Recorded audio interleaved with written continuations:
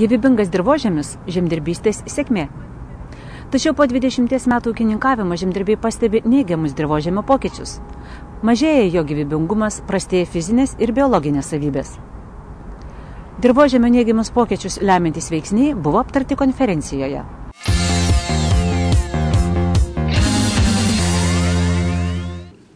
Dirvožemis – sistema sistemoje. Jis yra dalis mus supančios aplinkos ir labai susijęs su visais aplink vykstančiais reiškiniais. Iki šiol dirvožemis buvo tik priemonė, padedanti prasimaitinti žmogui ir kitai gyvajai gamtai. Jam kaip gyvam organizmui nebuvo skiriamas reikalingas dėmesys. Uždaroji akcinė bendrovė Kustodija surengė jau antrą konferenciją, skatindama atkreipti dėmesį į dirvožemio būklę, jį tausoti. Konferencijoje buvo analizuoti dirvožemio būklę lemiantys veiksniai, žmogaus galimybės jį pagerinti, pateikta mokslinių ir gamybinių tyrimų rezultatai ir išvados, rekomendacijos. Kvėpavimas, augalų kaita, gyvieji organizmai, žemės dirbimo technologijos – viskas lemia, kokį dirvožemį turėsime ir koks jame užaugs derlius.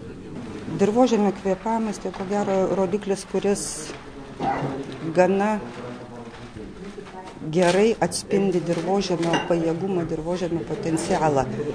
Ir jeigu dirvožemis gyvybingas, užauga gerai augalai, jie gerai dera ir gerą derlių atseikia žemdirbiams. Kas lemia dirvožemio gerą ar blogą kvėpavimą? Sistema šitą veikia labai daug veiksnių. Tai ir meteorologinės sąlygos, be abejo. Tai ir dirvožemio fizikinės, cheminės savybės, tai ir dirvožemio suspaudimas. Kai kurios šitas savybės, kaip mes galim, žemdirbys gali reguliuoti, gali keisti, gali truputėlį švelninti neigiamą, sakykime, toką. Bet kai kurių, aišku, mes niekaip nepaveiksim. Meteorologinės sąlygas. Ne nuo mūsų priklauso, kiek kritulių iškris, kokią šilumą mums saulė pateiks. Netausojant dirvožemio, jis gana greitai keičia cheminės ir biologinės savybės. Jame mažėja humuso. Ateina, sakykime, su tausojančiosios žemės dirbimo sistemos. Taip, iš tikrųjų, tai ir laiko sąnaudos, ir sakykime, tam tikros kuro sąnaudos, sakykime, yra žemdirbystė, tai turi būtinai įvertinti. Bet nerekomenduojama jas taikyti vienoje vietoje daugelį metų. Vis tik kas 4-5 metus reikia keisti. Sakykime, taikiam tiesioginę sėją, vis tik kažkada imkim gilesnį purenimą. Nebūtinai plūgą, imkim, kad ir tą vadinamą čizelinį kultivatorių. Keiskim truputėlį technologijas, kūrybiškiau pažiūrėkim, leiskim dirvožemiui sujudėti, atgyti.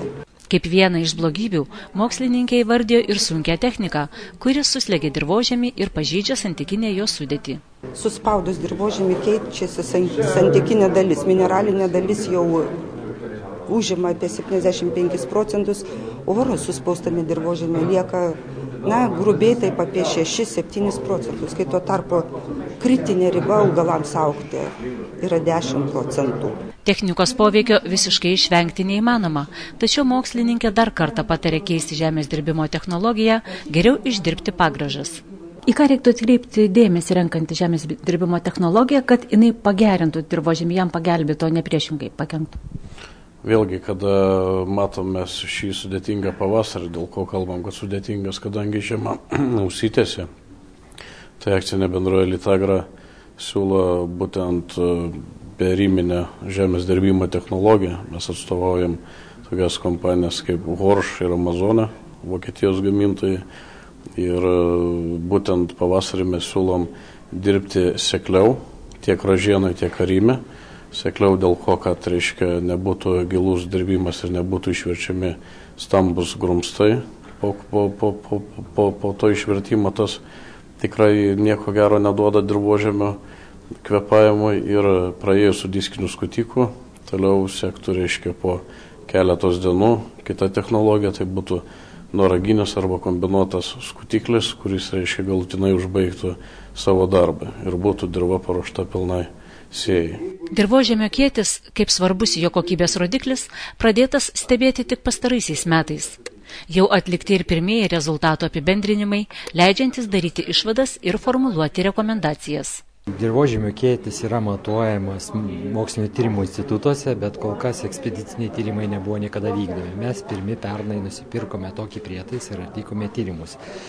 Dirvožemio kiekį matavome 355 laukuose ir įbesdami dirvą prietaisą 1775 kartus. Norime pasakyti, kad mes matavome dirvos kiekį, netankumą, tai yra dvi skirtingos kategorijos, du skirtingi dirvožemio vertinimo kriterijai. Tai mes naudojame elektroninį matavimo prietaisą, kurio pagalba elektroniniu būdu apdorojami duomenys ir jie rodo, kad 20-30 cm gylyje visuose dirvožemiuose dirvožemio kiekis yra neoptimalus augalų šaknims vystytis. Toks tyrimų rezultatas rodo, kad daugeliu atveju žemė dirbama sekliai, retai ariama ar giliai purenama.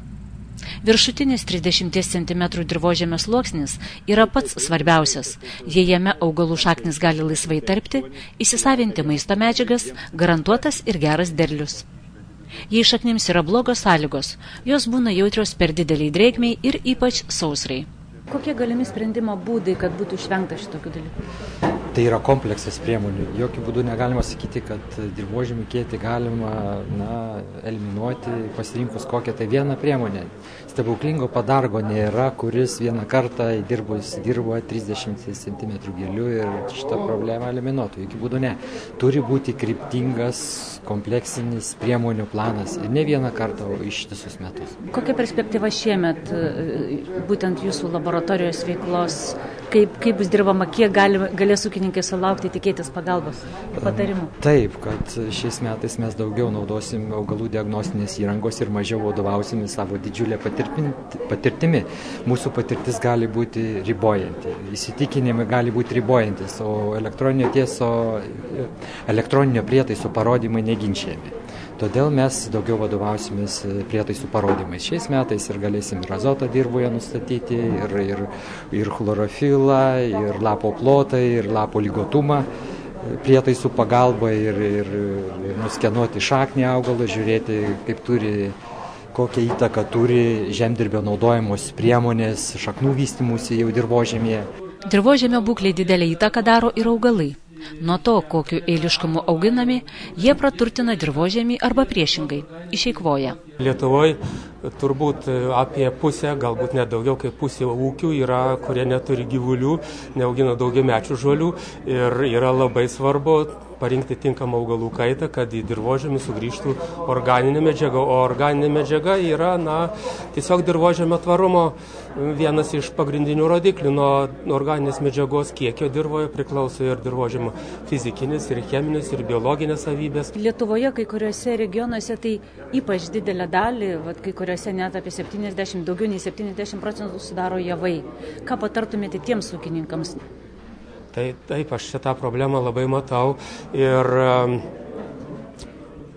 šitas pranešimas kaip tik jiems ir labiausiai ir skirtas, yra taikomas į juos.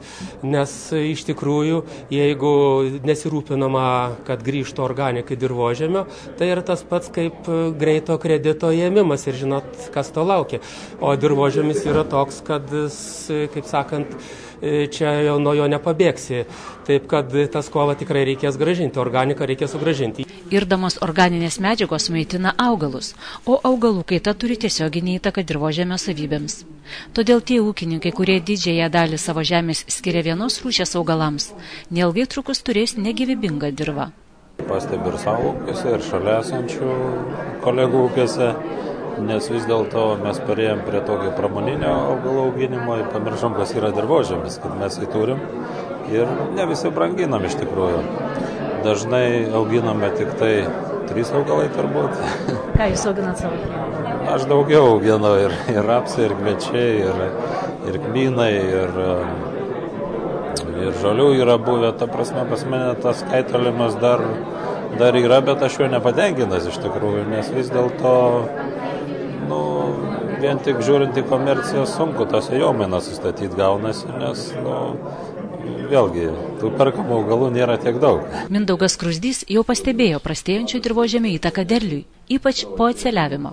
Jūs anksčiau ūkininkavote ekologiškai, dabar ėmėtės intensyviai dirbti.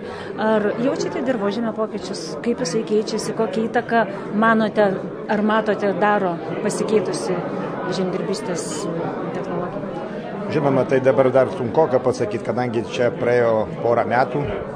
Bet mes, kad jis keistusi, darom, žinoma, daug ir pokyčių. Visą laiką mes, ar ekologinis, ar dabar įprastinis, mes šaudų masę tą visą smulkinam, ją įterpiam iš pradžių sekliai, paskui užaram arba darom giluminį skutiką, kadangi turim daug našios technikos ir įvairios, tai tas leidžia padaryti. Plus mes naudojam taip pat tokius kaip amargelorolį, kur yra bakterijų maistas skaito, ir azofitą naudojam. Ūkininkams reikėtų pirmiausia pasirūpinti dirvožemiu ir kuo palankesnes sąlygas sudaryti augalų šaknims.